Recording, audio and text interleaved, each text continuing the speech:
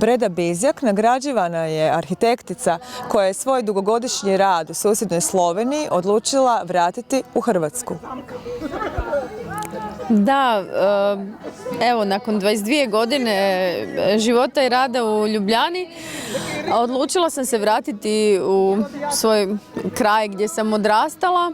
Što je posebno lijepo, s obzirom da ste vaše nagrade nakon 7 godina dugog rada osvojili upravo jednim radom koji ste radili u Sloveniji 2012. godine, je li tako?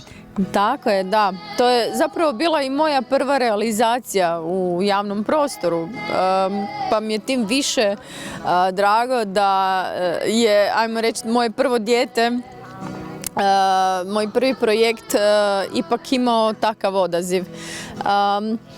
I zapravo cijeli moj rad kasnije bio povezan sa time, pa i sada uvijek nekako se vraćam u to povezivanje sa prirodnim ili materijalima ili prirodnim ambijentom. Zapravo urbanizam i moderna arhitektura trebaju po vama znači biti u službi poboljšanja kvalitete života u svojoj zajednici. Da, prije svega ljudima koji žive u zajednici, a naravno arhitektura uvijek treba biti odraz samog kraja.